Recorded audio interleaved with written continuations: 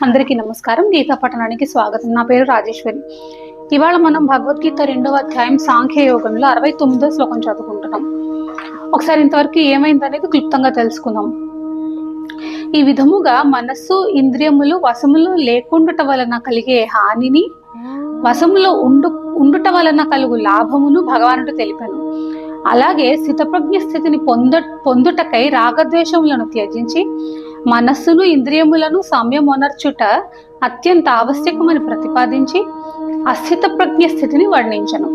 ఇప్పుడు విషయాసక్తులైన సామాన్య మానవులకును మనస్సును ఇంద్రియములను సంయమొనర్చి పరమాత్మ ప్రాప్తినందిన స్థిరబుద్ధి గల మహాత్ములకును మధ్య ఉండే భేదము రాత్రింబవళ్ళు అనే ఉదాహరణ ద్వారా వివరించుచు వారి స్వాభావిక స్థితులను వర్ణించుచున్నాడు. మనం శ్లోకం చదువుకుందాం. యాని సా సర్వభూతానాం తస్యాం జాగర్తి సంయమే యస్యాం జాగ్రతి భూతాని సాని సా పశ్యతో మునేః. దీని అర్థం ఏంటంటే,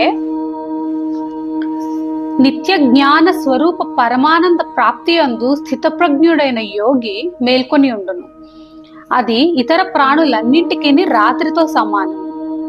నశ్వరమైన అంటే తాత్కాలికమైన, శాశ్వతం కానిది అని అర్థం. నశ్వరమైన ప్రాపంచిక సుఖప్రాప్తికై ప్రాకులాడుచు ప్రాణులన్నీ మేల్కొని ఉండును.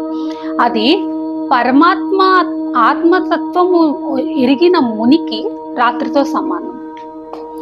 ఇక్కడ సమస్త ప్రాణులకును రాత్రితో సమానము అంటే ఏంటి, అది స్థితప్రజ్ఞుడైన యోగి మేల్కొని ఉండును అంటే ఏంటి అనేది మనం కొంచెం డీటెయిల్డ్ గా తెలుసుకుందాం.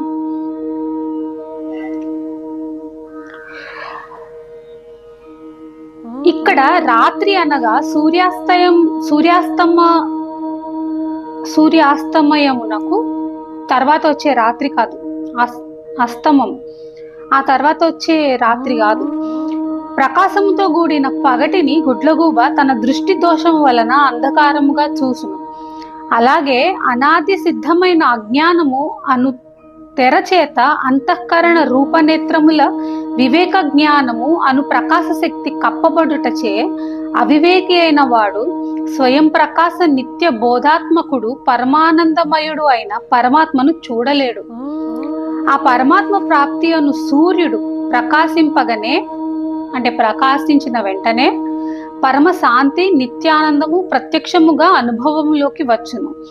అది వాస్తవముగా పగటి వలె ప్రకాశమయము అయినప్పటికీ